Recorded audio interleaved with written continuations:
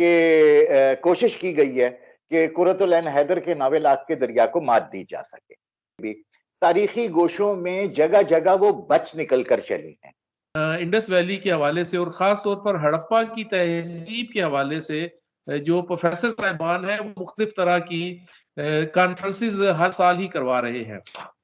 मुझे खुशी इस बात की थी कि इस मौज़ू के ऊपर कॉन्फ्रेंस रेगुलर हो रही है कुछ सालों से, लेकिन अफ़सोस इस बात पे था कि उस कॉन्फ्रेंस में जो आम उर्दू के प्रोफ़ेसर हैं वही मुकाले वग़ैरह पढ़ते रहे हैं, वही सदारती कलमात पेश करते रहे हैं। आप अगर मज़हब को बुनियाद बना के कहानी को आगे चलाएँगे, तो फिर उसमें इसी तरह के डिफरेंसेस आएँगे। अच्छा, नसरी बुनत जो है, उससे काम ज़रा-सा पेचीदा हुआ है। नसरी बुनत ने ये काम किया पूरे नॉवेल के अंदर तरह से उन्होंने बारिश बरसाई है और सैलाब में बस्ती को बहा दिया है, वो that's not close to reality. कि उन्होंने लिखा उस ज़माने का रोमांस है जो 5000 साल पहले का, वो बड़ा बेबाकाना हुआ करता था और उसको बयान किया है बड़े लाग-लपेट के साथ मौजूदा पाकिस्तानी रोमांस की फ़ॉर्म में।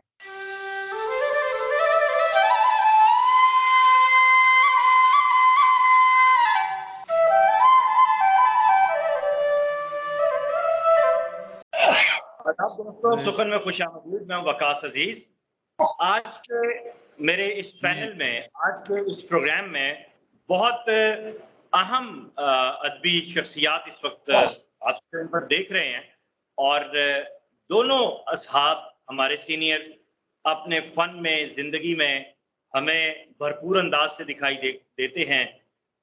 मौजू का तारुफ करवाने से पहले मैं गैर रिवायती तौर पर अपने दोनों सीनियर्स का तारुफ आप तक पहुंचाता हूं। सबसे पहले हमारे साथ मौजूद हैं डॉक्टर गाफिर शहजाद साहब। आप को आज की इस नशिस्त में खुशामदीद कहता हूं। आप मुहक्किक हैं, नाकिद हैं, हल्का अरबाब ज़ौक़ लाहौर के सेक्रेटरी रह चुके हैं। आपने हल्के की तख्लीकात पे जो कि आप किताबें मुरतब की हैं, वो एक अलग अहमियत की हामिल हैं और लाहौर की जो एक रिवायती इमारतें हैं, हमारा जो हेरिटेज है, उसके हवाले से जो आपकी कुतुब हैं, फिर आर्किटेक्ट पे जो आपकी कुतुब हैं, फिर सबसे बढ़कर नॉवेल आपके हाल ही में उन्होंने तहलका मचाया हुआ है। आपको मैं आज की इस नशिस्त पे खुशामदीद कहता हूँ डॉक्टर साहब। और आपके साथ तशरीफ रखते हैं नबीरा आज़ाद, एक ऐसी शख्सियत जिनके बारे में बात करते हुए भी अल्फाज के चुनाव में यकीनन बहुत सलीकामंदी का और बहुत सोच समझ के, क्योंकि मुझ जैसे मुब्तदी से बहुत से सहब हो जाते हैं। आगा सलमान बाक़िर साहब, आप किसी तारुफ के मोहताज नहीं हैं और बिलखुसूस आपके सफ़रनामे हो गए, गालिब के हवाले से आपका काम हो गया, तहकीक तदवीन का मामला हो गया, आज़ाद साहब के हवाले से आपका जो काम है, फिर आपके वालिद गिरामी, यानी पूरा खानवादा और उसकी एक जो जदीद तरीन तहकीक है और काम है, वो हम सब आगा साहब के हवाले से देखते हैं, आप सबसे मोहब्बत करते हैं। सर, आप दोनों सीनियर्स को खुशामदीद कहता हूँ। जी, वालेकुम अस्सलाम, जीते रहिए। बहुत शुक्रिया जनाब, थैंक यू वेरी मच। बहुत शुक्रिया। दोस्तों, हरी यूपिया ये एक ऐसा नॉवेल है जिसने आते ही धूम मचा दी। 359 सफ़हात पे मुश्तमिल ये नॉवेल अपने अंदर एक जहान रखता है। वो जहान असातीरी भी है, वो जहान तारीखी भी है। इसकी नसर पर भी आज बात होगी, इसके कैरेक्टराइजेशन पर बात होगी। सबसे इंपॉर्टेंट जो चीज है, जो लुगत इस्तेमाल की गई है, उस लुगत पे बात करेंगे। इसकी मुसन्निफा है मोहतरमा हिना जमशेद साहिबा, बहुत काबिल एहतराम शख्सियत हैं। शोबे के पेशे के हवाले से आप प्रोफेसर हैं, पढ़ाती हैं और तहकीक आपका मैदान है। सबसे पहले मैं डॉक्टर गाफिर शहजाद साहब आपके सामने सवाल रखता हूँ कि हरी यूपिया आपकी नज़र से गुजरा एक तारीख है, एक समाज है और वो तारीख और समाज जो दुनिया के लिए मुहिम्मा है, लेकिन हमारे यहाँ एक खुली किताब की तरह है। इससे पहले भी लिखा जाता रहा और मैं जब इस तरह की तख्लीकी असातीरी नसर देखता हूँ, तो बेसाख्ता मुझे ज़ेनू याद आ जाता है, मुझे आग का दरिया याद आ जाता है और आज की जब जदीद नॉवल की तारीख मेरे नाक़िस राय में जब मुरतब की जाएगी, तो मेरे ख्याल से डॉक्टर वहीद अहमद का ज़ीनू बड़ी अहमियत का हामिल होगा, सर फहरिस्त रखा जाएगा। लेकिन हरी यूपिया, आप इसकी तख्लीकी नसर के बारे में क्या कहेंगे और इसमें जो तारीख डिस्कस की गई है उसके बारे में? जी, बहुत शुक्रिया। एक तो मैं बिल्कुल आपका भी शुक्रिया अदा करूँगा और हिना जमशेद साहिबा को भी मुबारकबाद पेश करूँगा कि उन्होंने एक बहुत मुश्किल मौज़ू पर ये नावल लिखा है। तो इस नावल के साथ जो मेरी दिलचस्पी की कई वजूहात थीं।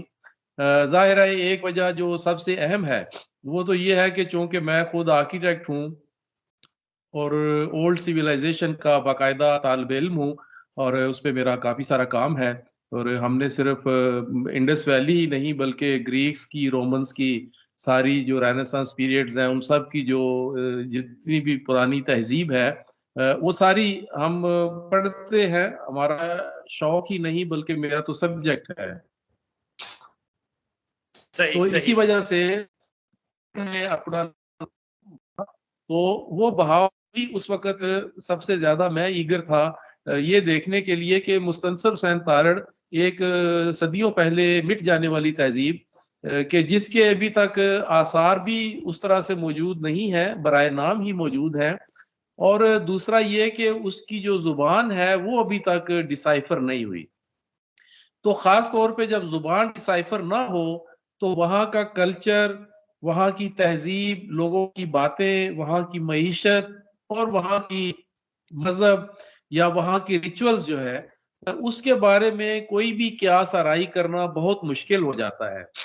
तो इस वजह से मैंने बहुत तवज्जो के साथ बहाव पढ़ा और मैं बिल्कुल एप्रिशिएट करता हूँ मुस्तनज़िर हुसैन तारड़ साहब को कि उन्होंने काफ़ी मुताले के बाद और बड़ी ज़िम्मेदारी के बाद वो तश्कील दिए, बनाए और उनके दरमियान एक ऐसी कहानी बनाई जो वाक़ई एक तरह से ग्राउंड रियलिटी लगती थी और ऐसे लगता था कि वाक़ई इसी तरह के किरदार होंगे और उनके अमल और रद्द-ए-अमल सही होंगे। तो उस कॉन्टेक्स्ट में रखते हुए मैंने ये हरी रुपया भी देखा और इसके बाद गालिबन ताहिरा इकबाल का भी एक नावल जो है इसी मौज़ू पर आया है। अच्छा दूसरा मेरे सामने ये था कि कुछ अरसा से साहिवाल में इंडस वैली के हवाले से और ख़ास तौर पर हड़प्पा की तहज़ीब के हवाले से जो प्रोफ़ेसर साहिबान हैं वो मुख्तलिफ तरह की कॉन्फ्रेंसेस हर साल ही करवा रहे हैं। मुझे खुशी इस बात की थी कि इस मौज़ू के ऊपर कॉन्फ्रेंस रेगुलर हो रही है कुछ सालों से, लेकिन अफ़सोस इस बात पे था कि उस कॉन्फ्रेंस में जो आम उर्दू के प्रोफ़ेसर हैं वही मुकाले वग़ैरह पढ़ते रहे हैं, वही सदारती कलमात पेश करते रहे हैं, जिसकी वजह से उन्होंने अपनी जो पेपर्स पढ़े हैं, उसमें बहुत सारी कन्फ्यूजन्स पैदा कर दी हैं। ऐसी बातें पैदा कर दी हैं जो कि क्रिएटिव सतह पर या तख्लीकी सतह पर या तख़य्युल की सतह पर तो शायद अच्छी हों, लेकिन जो तारीख़ी हक़ाइक़ हैं उनसे वो चीज़ें डेविएट हो जाती हैं। किसी भी तारीख़ के मंज़रनामे को सामने रख कर कुछ भी लिखना चाहते हैं, तो आप पे बहुत भारी ज़िम्मेदारी आयद हो जाती है कि आप उसका पूरा मुताला करें उसकी तहज़ीब और सक़ाफ़त के जो मुख्तलिफ़ पार्ट्स हैं उसको देखें और जो मुआशरत है और जो मईशत है, उसको जब तक आप इस तरह से नहीं देखेंगे कि वो ग्राउंड रियलिटी के करीब तरीन जाए, आप ना सिर्फ़ अपने आप को मुश्किल में डालते हैं, बल्कि जो नक़ादीन फ़न है, उनको भी आप दावत देते हैं कि आप आइए और इस पे बात कीजिए। तो बाकी बातें तो साथ चलती रहेंगी, मैं इस वक़्त एक मोटी-सी बात करना चाहता हूँ कि इसमें बताया गया है कि वहाँ पर मज़हब जो है, वो बाकायदा तश्कील पा चुका था और वहाँ पे पुरोहित भी मौजूद था, वहाँ पे सैक्रिफ़ाइसेज़ भी हो रही थी और वहाँ पे जो मेन कमांडिंग फ़ोर्स है, वो पुरोहित ही था और उसी के गिर्द सारी चीज़ें घूम रही हैं और वही फ़ैसले कर रहा है। जबकि जो ज़मीनी हक़ाइक़ हैं, वो बिल्कुल उससे मुख्तलिफ़ हैं। उसके बारे में अभी तक कतई कहीं पे कोई एविडेंस नहीं मिलता कि जिससे ये पता चलता हो कि वहाँ का तर्ज़ हुकूमत क्या था और वहाँ का मज़हब क्या था। ये बात दुरुस्त है कि वहाँ पे जो हाउसेज़ मिलते हैं जो घर मिलते हैं, उसमें उस तरह की तफ़रीक नहीं मिलती जैसे आम तौर पर होता है कि जी ये रॉयल फ़ैमिली के हैं। जैसे मुग़लों के यहाँ किलों के ऊपर उनके रॉयल पैलेसेस बने हुए थे और जो इर्द गिर्द छोटे घर हैं, तो वो एक डिफरेंसेस जो है वो उसके अंदर नजर आते हैं। लेकिन जो वहाँ की मईशत है उसके अंदर और वहाँ की अशरत है उसके अंदर हमें ऐसी कोई चीज नजर नहीं आती। और उसको बुनियाद बना के आप अगर मजहब को बुनियाद बना के कहानी को आगे चलाएंगे तो फिर उसमें इसी तरह के डिफरेंसेस आएंगे, इसी तरह के मसाइल पैदा होंगे जो तारीख को डायरेक्ट हिट करेंगे। और इस तरह के मसाइल इसके अंदर बिल्कुल मौजूद है, जैसे वो अग्नि देवता वगैरह का भी जिक्र है, पुरोहित का भी है, उनकी रिचुअल्स का भी है और कहानी का काफी हिस्सा है जो उसके गिर्द घूमता है। मैं समझता हूँ कि ये एक बहुत बड़ा तारीख से डेविएशन की गई है। और दूसरा, इरावती को कहा गया, तो इरावती जो है वो तो दरिया है रावी। तो रावी का नाम जो है वो ऋग्वेद के अंदर इरावती लिखा गया है, लेकिन यहाँ पर तो यूं लगता है कि उन्होंने इरावती यही समझ लिया कि ये कोई इंडस वैली का कोई एक किनारा है जिसके किनारे ये तहजीब जो है वो डेवलप हुई है, जबकि ऐसी कोई बात थी। फिर इसी तरह से जब वो सफर कर रहे हैं शहर से और जिस तरह से इर्द गिर्द उन्होंने फसील का बताया और बताया कि शहर से कुछ फासले पर एक सराय थी जिसमें वो दरवाजे बंद हो गए हैं, तो फिर वो लोग उस डिस्टेंस पे जाके उस राय में कयाम करते हैं और फिर अगले दिन सुबह वापस आके शहर में दाखिल होते हैं। तो ये इस तरह की जो एविडेंसेस है ना, ये मुगलों के यहाँ या गजनवीज के यहाँ तो हमें मिलते हैं, लेकिन ये बीसी का जो पीरियड है इसमें जिस साल ये 2000 या 3000 बीसी का जो उस इस तरह की कोई साय या इस तरह का कहीं पे कोई एविडेंस नहीं मिलता। तो ये भी एक इसके अंदर मसला है। बाकी किरदार है, कहानी है, ज़ुबान है, वो हिना जमशेद साहिबा बहुत पढ़ी लिखी खातून है। चीजों पे हम आपसे भी बात करते हैं। डॉक्टर आगा सलमान बाकिर साहब हमारे साथ तशरीफ रखते हैं। आगा साहब, जिन बुनियादी चीजों की जानिब डॉक्टर गाफिर शहजाद ने निशानदेही की है, जिन तारीखी हकायक या नकाइस की जानिब इन्होंने निशानदेही की है, अगर इस बात को दुरुस्त माना जाए तो फिर तो इस नॉवेल का प्लॉट ही बड़ा कमजोर वाकई होता है। भाई सबसे पहले मैं बड़ा शुक्रगुजार कि आपने सुखन टीवी में मुझे बुलाया, बल्कि मेरे साथ मुझे एजाज़ दिया कि डॉक्टर गाफिर शहजाद साहब भी शामिल हैं। डॉक्टर गाफिर शहजाद ने बहुत अहम नुक्ते बयान किए हैं। जी। अब हमारे सामने इस वक्त हिना जमशेद साहिबा का हरी-यूपिया है और मेरा ख्याल है कि गाफिर शहजाद साहब की बातों के बाद मैं ज़रा दूसरी तरफ आता हूँ कि नॉवेल में क्या है और कैसे है और किस तरह से। यकीनन जो उन्होंने निशानदेही कही कि इसमें बहुत जगह पर कमज़ोरियाँ हैं और बड़ी एहतियात से उसकी तरफ इशारा किया और रावी और इरावती का जो ज़िक्र किया और ऐसे 2-3 ज़िक्र और भी मौजूद हैं। तो प्लॉट के हिसाब से देखा जाए नॉवेल 400 सफ़े का नॉवेल है, पौने 400 का और बारीक फ़ॉन्ट में है तो बहुत वसी हुआ। मोहतरमा ने बहुत ज़्यादा हिना जमशेद साहिबा ने इसका विज़न बनाया, इसका प्लॉट बनाया, इसकी तारीख़ बनाई, बल्कि बहुत सी बनाई। बहुत सी मौजूद थी, बहुत सी बनाई। ज़ुबान और बयान के लिए उन्होंने कई तरह की ज़ुबानें इस्तेमाल की हैं। कुछ ऐसे लफ्ज़ भी इस्तेमाल हुए हैं संस्कृत के और ब्रिज भाषा के और उर्दू के कदीमी अल्फ़ाज़ और कुछ रोमन अल्फ़ाज़ भी इस्तेमाल किए, जिनको अगर एक आम कारी देखेगा, तो हो सकता है वो किसी उलझन का शिकार हो।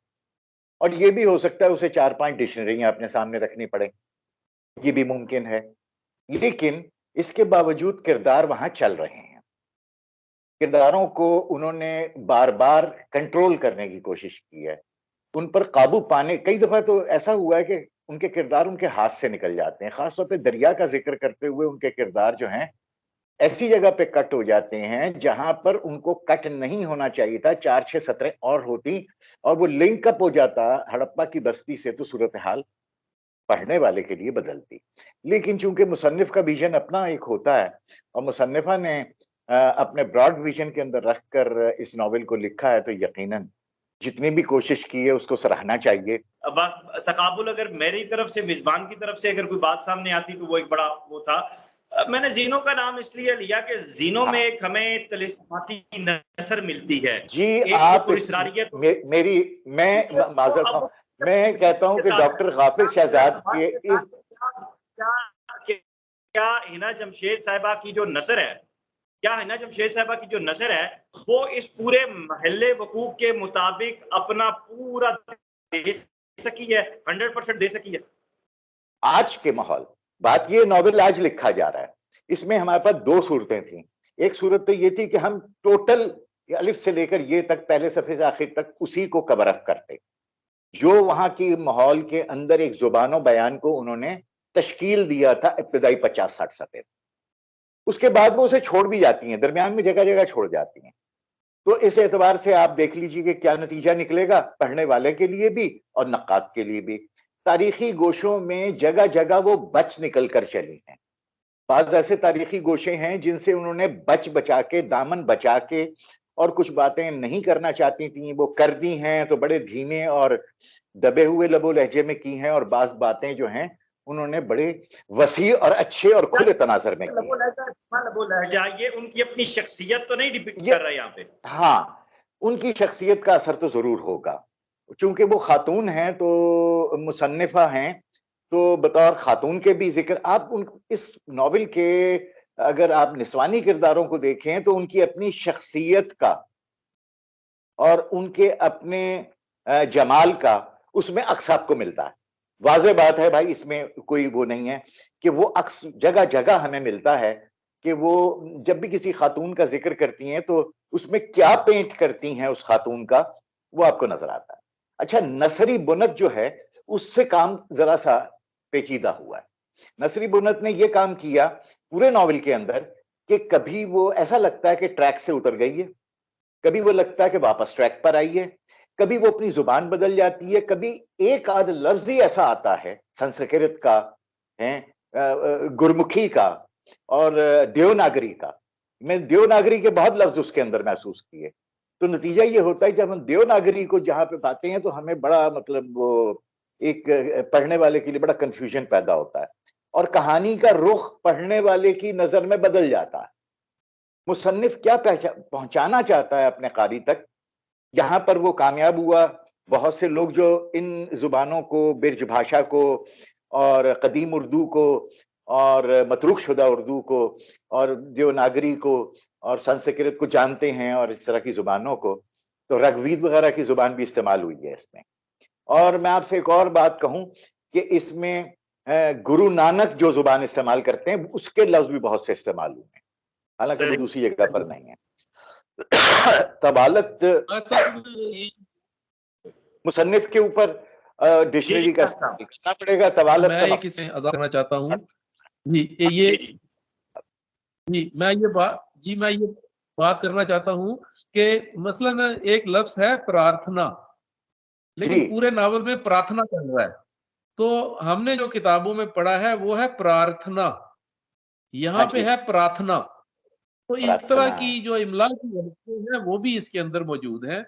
अच्छा, एक दो बातें और मैं करना चाहता हूँ एंड पे ऑलमोस्ट, वो ये है कि जो इंडस वैली है इसमें मोहनजोदाड़ो और हड़प्पा, इसकी तहजीब के वैनिश होने के बारे में मुख्तलिफ तरह की थेरीज जो है वो पेश होती रही हैं, लेकिन ये सारी क्या सराइयां रही कि एक तो ये थेरी रही कि जी हमला आवर आए, उन्होंने मार दिया और फिर कब्जा कर लिया, और उसके लिए किसी एक जगह से मिलने वाली कुछ 2 दर्जन के या कुछ चंद दर्जन लाशें भी मिली, लेकिन जब उनका डीएनए टेस्ट किया गया तो पता चला कि ये तो उस पीरियड से बहुत बाद की है और इसका उस पीरियड के साथ कोई ताल्लुक नहीं है, और ये कोई ऐसा हमला नहीं था कि जिसमें शहर की आबादी को हमला आवरों ने खत्म किया। तो वो थ्योरी उसके साथ ही खत्म हो गई थी। अच्छा, दूसरी थ्योरी ये थी कि जी पानी खुश्क हो गया था, कुएं खुश्क हो गए थे, तो पानी की तलाश में कुछ लोग चले गए और कुछ लोग वहीं पे मर गए। ये वो थ्योरी है जो बहाव के अंदर मुस्तंसिर तारड़ ने जिसे सपोर्ट किया है। अब हिना जमशेद जो है वो भी यहाँ पे सैलाब लेके आती हैं। अच्छा, वो जो सैलाब लेके आती हैं वो बड़ा दिलचस्प है, यानी वो दिखाती हैं कि बारिश बारिश हो रही है और बारिश इतनी ज्यादा हुई है कि वो उसमें बस्ती जो है वो बह गई है, यानी वो सैलाब। अच्छा, अब देखिए पुराने शहर इंक्लूडिंग दिस हड़प्पा या हरियूपिया जिसको कहते हैं, ये सब दरियाओं के किनारे ऊंची जगहों पर वाक़ थे। जैसे लाहौर जो ये भी 100%। दरिया के किनारे ऊंची जगह पर वाक़ है। जी, मैं ये कह रहा था कि जिस तरह से उन्होंने बारिश बरसाई है और सैलाब में बस्ती को बहा दिया है, वो that's not close to reality. आप देखें बारिश जितनी भी हो ना, वो ऐसी नहीं होती कि उसमें जो शहर बह जाए या शहर तबाह हो जाए और फिर ऊंची जगह पे भी वाक़ हो। तो इन्होंने बारिश बताई है कि बारिश है, जो कि माउंट पे है तो वो तो ज़ाहिर है मतलब निकल जाता है पानी जितना भी हो। हकीकत तो ये थी कि ऊपर से पहाड़ों से पानी जो है वो इतना ज्यादा आया था और उसमें उस पहाड़ों से आने वाले पानी का बहाव इतना तेज होता है कि उसमें बस्तियां जो है उस सैलाब में बह जाती हैं, जबकि इन्होंने ऐसा कोई जिक्र नहीं किया। दूसरा वो बताती हैं जी कि हमला आवर जो है वो ऐसे लगता था जैसे कोई 5-10 किलोमीटर के ऊपर घोड़ों से हमला आवर आते हैं और वो वहां से अनाज जो है उनका वो लूटते हैं, जबकि यहाँ से जो वो हमला आवर जो घोड़ों वाले हैं वो तो कोई 1000-1200 किलोमीटर दूर है फासला। तो ये ऐसे लगता है जैसे वो रात को आते हैं और लूट के जैसे चले जाते हैं। तो ये जो ज्योग्राफिकल सेटअप उन्होंने बनाया है उसके अंदर भी ये ज्योग्राफिकल जो सेटअप है ना उसके अंदर भी ये प्रॉब्लम है। इसी तरह से जो और कंडीशंस उन्होंने सराउंडिंग की बयान की है ये शहर की, तो वो विजुअलाइज़ तो की जा सकती है। तो इसका बहुत अच्छा हल ये था कि ये हरी यूपिया के बजाय कोई एक फर्जी नाम रखती, जो हकीकी नाम ना होता और उसमें ये सारी तहज़ीब-ओ माशरत की बातें करती और फिर खूब खुल-खेल के बातें करती। ये जी, फ़ायदा मुस्तफ़ा सरकारों ने जी, उठाया है, तो इसमें एक नाम बस्ती का खुद ही रख दिया और फिर ये सिलसिला आगे चला। कि हड़प्पा एक ऊंचाई पर वाक़ है। यानी जो तहज़ीबी आसार हमारे सामने आए हैं, हड़प्पा के मौजूदा तहज़ीबी आसार, वो सारे के सारे टीले की ऊंचाई पर हैं। अच्छा चलिए, अगर सैलाब आया होता तो आप यकीन कीजिए गाफिर साहब, इनमें से कुछ भी ना बचता। ये ईंटें बह जाती हैं जो लगी हुई हैं वहां पर। वहां की सूरत हाल तो ये है कि वो जो नाले हैं और नालियां हैं और ड्रेनेज के वो पाइप्स, उनके ऊपर जो उन्होंने टाइलें और ईंटें रखी हुई थी वो आज भी मिलती हैं वैसी रखी हुई। तो ये ठीक है, हो सकता है उनकी फैंटेसी हो कि उन्होंने नॉवेल को इस अंदाज में चलाया और हकीकत से दूर भी ले जाएं, अच्छा, तो उनका चूंकि हक है। डॉक्टर गाफिर शहजाद साहब ने बड़ी खूबसूरत बात की, किरदार बार बार रिपीट हो रहे हैं, इस बारे में क्विक आप क्या कहेंगे? किरदार वाकई बार बार रिपीट हो रहे हैं और इस रेपिटेशन की वजह से वो अपनी ताकत और कुवत और तवानाई जो किरदार की जाती मलकियत हुआ करती है वो खो जाते हैं। सही। दूसरा, आपने रोमांस की बात की। जी, देखें, रोमांस अगर नॉवेल में नजर आता है, आप उसको बिल्ड कर रहे हैं, उसकी बेस बना रहे हैं, तो उसको पूरे नॉवेल में फ्लरिश करते हुए नजर भी आना चाहिए। ये जी, कैसा रोमांस है जो हिजाब आलूद है? मैं बताता हूँ। ये बहुत अहम बात है, ये बहुत अहम सवाल है और ये नॉवेल के अंदर कुछ इस तरह से नज़र आया मुझे। मैंने बड़े नॉवेल के ये वाले हिस्से बहुत गौर से देखे कि वो अपने किरदारों के रोमांस कैसे चला रही हैं। क्या वो खातून है क्या मर्द? मुझे सिर्फ़ इतना मुख्तसरन महसूस हुआ कि मेरे इल्म के मुताबिक जो मैंने पढ़ा है, मैं जानता हूँ, मैंने देखा है, वहाँ के अजायब घर में देखा है, उससे मुझे महसूस हुआ कि वहाँ पर उस ज़माने में रोमांस का वो हाल नहीं था जो आज हमारे यहाँ। मोहतरमा ने लिखा, मैं माज़रत के साथ, जो मुझे महसूस हुआ कि उन्होंने लिखा उस ज़माने का रोमांस है जो 5000 साल पहले का, वो बड़ा बेबाकाना हुआ करता था और उसको बयान किया है बड़े लाग-लपेट के साथ मौजूदा पाकिस्तानी रोमांस की फॉर्म में। ये आप नुक्ता देखिएगा, अगर इस नुक्ते को आप ज़हन में नहीं, आज का रखें। रोमांस बेबाकाना नहीं है? नहीं जी नहीं, माशरती तौर पर ऐसा नहीं है। दिल के अंदर ज़रा अगर इस है बात को कोई थोड़ा खुल के बयान कीजिए, क्योंकि आपकी बात भी इब्हाम पैदा कर रही है। जी, मैं तो कहता हूँ कि उस ज़माने की जिनसी आज़ादी जो है, आज के ज़माने में लिखी गई है। चलिए मैं और आसान करता हूँ। उस ज़माने की जिनसी आज़ादी आज के ज़माने में लिखी गई है। ऐन पाकिस्तानी माहौल के मुताबिक लिखी गई है। इस तरह से हक़ाइक़, रोमानवी हक़ाइक़ का रुख बदल गया है। बस, ये मेरा मुख्तसर इसके ऊपर तबसरा है और इस अमल से नतीजा क्या निकला है, रोमांस को इस शक्ल में लाने पर, चाहे वो खातून है, जैसे उन्होंने ऐसा किया कि वो उस तरह खुल के नहीं, उनको चाहिए था कि उस तरह खुल के लिखतीं जैसा कि उस वक़्त हो रहा था, जिसके हमारे पास हज़ारों सबूत मौजूद हैं, कि इस अमल से पूरे नॉवेल का माशरती, तहज़ीबी और रोमानवी और ज़ाहिरी माहौल बदल गया कि मैं समझता हूँ कि कुर्रतुल ऐन हैदर का जो नॉवेल आग का दरिया है, ये नॉवेल इतनी मेहनत, कोशिश, लगन और तफसील से लिखा गया है कि कोशिश की गई है कि कुर्रतुल ऐन हैदर के नावल आग के दरिया को मात दी जा सके। गाजी अब्दुल सत्तार, उनके जब हम तारीखी नावल पढ़ते हैं या सवानही तारीखी नावल हम पढ़ते हैं, तो उसमें हमें लिखने वाला ना हिंदू नजर आता है, ना मुसलमान नजर आता है, ना सिख नजर आता है, वो सिर्फ एक लिखारी नजर आता है। कहीं ऐसा तो नहीं है कि ये तमाम चीजें भी लिखारी पे हावी हुई हैं, इस वजह से जिन चीजों की तरफ इशारा आगा बाकिर साहब ने किया, सलमान बाकिर साहब ने, वो सामने आई हैं।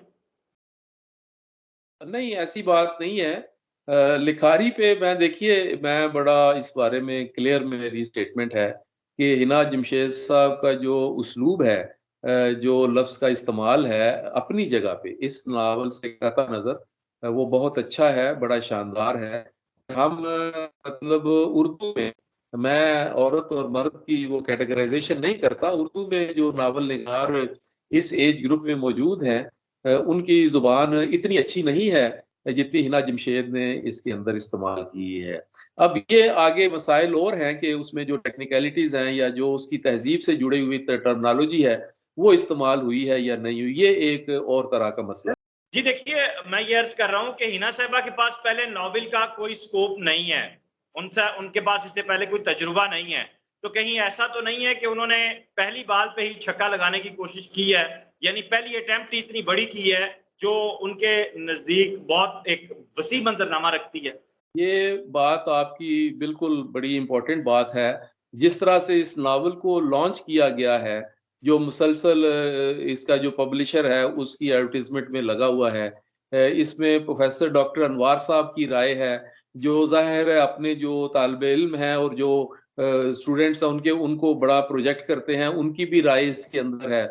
फिर जिस खूबसूरती से और जिस तरह से इक़्तिबासात मुख्तलिफ जगहों पे शामिल किए गए हैं और बड़ी मेहनत के साथ ये छक्का लगाने की कोशिश की गई है, ऐसी बात नहीं है। और अगर आप इन जो तारीखी मामलात हैं उनको एक तरफ रख दें, तो वो एक तरह से छक्का लगाने में कामयाब भी हो गई हैं।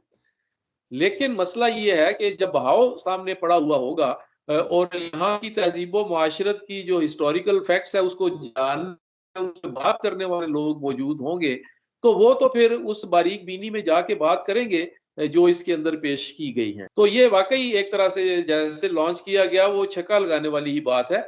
लेकिन हमें खुशी की बात है कि एक नावल निगार खातून जो है वो इतना अच्छा जो है कंटेंट लेके आई हैं। हमें एप्रिशिएट करना चाहिए और उनके जो वीडियो पे प्रोग्राम्स हैं जैसे वो मुख्तलिफ नावलों के एनालिसिस वगैरह करती हैं, वो भी मेरी नज़र से गुजरते रहते हैं। वो भी नावल पढ़ के तो उसके बाद वो उस पे नावल पे और तकरीबन सारे अहम नावल जो उर्दू के, अंग्रेज़ी के या बाकी ज़बानों के तर्जुमा शुदा नावल हैं, सब पे वो बड़े रेगुलर प्रोग्राम। इसका मतलब ये है कि फ़िक्शन जो है उनका मसला है और वो संजीदगी से इस तरफ आई हैं। और यकीनन अगर कोई थोड़ा बहुत मसाइल हैं, तो वो अगले नावल में उस पे ओवरकम करेंगी और इससे ज़्यादा बेहतर उनसे काफ़ी उम्मीदें वाबस्ता की जा सकती हैं। सही। यकीनन गाफिर शहजाद साहब दुरुस्त कह रहे हैं कि हमें उनसे बहुत अच्छी उम्मीदें वाबस्ता हैं। लेकिन हम तो इसकी उन बारीक तहों में उतर रहे थे, मैं और गाफिर शहजाद साहब, कि जहाँ पर हम उसके पूरे उस्लूब और मज़ाज को और उसकी कहानी की बुनत को और सब कुछ समझ सकें। ये एक लिखने वाले का हक है कि वो उसके अंदर मुख्तलिफ राहें इख्तियार करे, प्लॉट के अंदर कोई तब्दीलियाँ करे, ये उनका हक है और उन्होंने ये अपनी कामयाबी के साथ, बड़ी कामयाबी के साथ किया है। और जहाँ तक उनके वो वीलॉग्स हैं और उनका तजुर्बा है नॉवेल पढ़ने का और नॉवेल को समझने का और नॉवेल की टेक्निक जानने का, उस पर ये नॉवेल पूरा-पूरा उतरता है। इसमें कोई शक नहीं है। एक आम आदमी जब इसे पढ़ेगा, यानी आप ये समझते हैं कि इसकी टेक्निक दुरुस्त है, इन तमाम अगलात के बावजूद भी, हाँ, बिलखुसूस जो तारीखी हवाले और कैरेक्टर्स की रिपीटेशन है, कैरेक्टर्स की गलती है, उसके बावजूद टेक्निक और तरीक़ाकार अच्छा और निभाने वाला है, लफ्ज़ बस निभाने सही। किया है। आखिरी बात मैं ये कहना चाहूँगा कि चूँकि हड़प्पा जो है ये जो तारीख़ हमें बताती है वो ये है कि ये 3 दफ़ा उजड़ा है और आबाद हुआ है, जिसका टाइम फ्रेम मुख्तलिफ है। तो इस नावल के अंदर अगर हिना जमशेद साहिबा वो टाइम फ्रेम सेट कर देतीं, तो हो सकता है कुछ सवालों के जवाब उस टाइम फ्रेम की वजह से उन्हें ना देने पड़ते। इसी मेरा तरह अगला वहाँ सवाल पे ये आवाज बुद्धिस्ट अपना का जो मेहरबानी आप है वो पकड़ भी, लिया। तो ये वहाँ पे एक स्तूपा भी मौजूद है जो बुद्धिस्ट की मॉनेस्ट्री है, वो एक अलग टाइम फ्रेम के अंदर आती है। तो ये ढाई जाहिर है सारे एरिया को आपने सामने रखना है, तो फिर ये यानी एक बहुत बड़ा ये मौजू नावल है बन सकता था। जो, हाँ, नावल बन सकता था और उस पे बहुत सारी ज़िम्मेदारियाँ आयद हो रही थी इनके ऊपर। और मज़ीद अगर ये थोड़ा रिसर्च करती और कुछ 2-4 लोगों से नावल मज़ीद कंसर्न लोगों से पढ़वा के तो इस पे नज़रसानी कर लेती, तो शायद ये जो थोड़े बहुत इश्यूज़ आ रहे हैं ये ना आते और ये वाक़ई छक्का जो है वो लग जाना था उस वक़्त। नहीं, सही, नहीं, छक्का सही। तो लग गया है। ये तो गाफिर भाई जी। छक्का तो लगा है। वो और बात है कि वो बहुत दूर तक नहीं गया, वो बाउंड्री के ज़रा-सा बाहर गया। तो लेकिन सही। हमें आगे की तवक्कुआत है। देखिए 3 वाक़या, मैं 3 अमेरिका के सफ़र करता हूँ, मिसाल दे रहा हूँ ये, और तीनों का तीनों सफ़रों की रुदाद मुख्तलिफ है और मैं तीनों को इकट्ठा कर देता हूँ। अब सही। शक्ल क्या होगी उस सफ़रनामे की, मुझे इस सवाल का जवाब चाहिए। एग्ज़ैक्ट यही किया है हिना जमशेद साहिबा ने कि जिन 3 या 4 3 या 4 मर्तबा उजड़ने और बसने का हड़प्पा में सिलसिला रहा है पिछले 4.5, 5, 6 हज़ार साल में, उन्होंने उन तीनों चारों तजुर्बात को शामिल कर दिया। इससे शक्ल उसकी एक 5वीं शक्ल क्रिएट हुई है। लेकिन मोटी-सी बात है कि जनाब मैंने 3 सफ़र किए अमेरिका के और तीनों की तारीख एक जगह लिख दी, एक सफ़रनामे में। तो सही, ये सही। टाइम फ्रेम तो तो हुआ वहाँ पर भी है कि वहाँ 3 या 4 हमलावरों ने इस बस्ती को जिसका नाम हड़प्पा है तहोतेश किया, और लेकिन इन्होंने क्या किया कि उन तीनों चारों मरहलों को एक जा करके लिख दिया। उसका टाइम सही। फ्रेम बिल्कुल काफ़िर शहदाद ने बिल्कुल सही कहा है कि उसका टाइम फ्रेम अगर ज़रा-ज़रा सा अलग होता, तो फिर सूरत-ए-हाल बड़ी खूबसूरत और बड़ी गिरफ्त वाली लगती, सही। बल्कि 2-4 छक्के लग जाते। सही। आप दोनों अहबाब का बहुत शुक्रिया। जाते हुए मैं अब अपनी राय भी इस हवाले से अ, आप सबके सामने रखता हूँ। बहुत बारीक-बीनी से जिन चीज़ों की निशानदेही की है डॉक्टर गाफिर शहज़ाद साहब ने, डॉक्टर आगा सलमान बाक़िर साहब ने, उनको मद्देनज़र रखा जाए अगर, ये बात दुरुस्त है कि परफ़ेक्ट होना बहुत मुश्किल होता है और हमने जिस तरह बहाव की बात की, ज़ीनों की बात की, आग के दरिया की बात की, काज़ी साहब के नावलों की बात की, इसी तरह उर्दू नावलों की तारीख की अगर बात की जाए तो बहुत अहम दस्तावेज़ात मुख्तलिफ मौज़ूआत पे मौजूद हैं। नावल निगार के लिए मेरे नज़दीक सबसे इम्पोर्टेंट जो चीज़ होती है, वो ये कि जो वो लिख रहा है, उस पे उसकी मुकम्मल गिरफ्त होनी चाहिए। उर्दू नावल निगार का जो सबसे बड़ा ख़ासा है, जो उसका लाज़िमा भी है और उसकी ख़ामी भी बनती है, वो ये कि हमारे पास तारीख है, हम तारीख पे लिखते हैं, चाहे वो पार्टीशन है या प्री पार्टीशन है। और जब हम तारीख पे हाथ डालते हैं, तो फिर हम उसमें 2 चीज़ें ले आते हैं, तारीख के साथ-साथ मज़हब और जिन्स। यहाँ इस नॉवेल में हिना जमशेद साहिबा ने कोशिश तो की है, कोशिश को सब एप्रिशिएट कर रहे हैं। वो कोशिश मेरे नज़दीक अगर मैं बिल्कुल सच्ची राय दूँ, तो एक तवील अफ़साने की सूरत में भी हो सकती थी, जिसके बाद अगर आरा सामने आती और फिर वो नॉवेल की जानिब बढ़ती, तो वो नॉवेल उनको एक मुकम्मल नावल निगार की सूरत में सामने लेकर आता। नावल पे बात करना, नावल पे तबसरा करना, नावल पे अपनी राय देना एक अलग चीज़ है, लेकिन नावल लिखते हुए ना कलमकार का सांस फूलना चाहिए, ना उसके कलम का सांस फूलना चाहिए। जहां वो फूल गया समझो वो पटड़ी से उतर गया और इस नॉवेल में यही हुआ है। बाकी रहे नाम बादशाह सोशल मीडिया पीर सरकार का, ये इतनी बड़ी गद्दी है कि यहाँ पे जिसका चढ़ावा चढ़ गया वो झूलेलाल हो गया। नॉवेल आइंदा आने वाले जो प्रोग्राम्स हैं उनमें बड़े अहम मैं नॉवेल के हवाले से आपके साथ चीजें शेयर करने जा रहा हूं। तो आपसे गुजारिश है कि इस वीडियो लिंक को ज्यादा से ज्यादा शेयर कीजिएगा। नॉवेल हरी यूपी आप पढ़िए, पढ़ने की चीज है, लेकिन जो बुनियादी चीजें हैं वो भी मद्देनजर रखने वाली हैं। अपना ख्याल रखिएगा। खुदा हाफिज।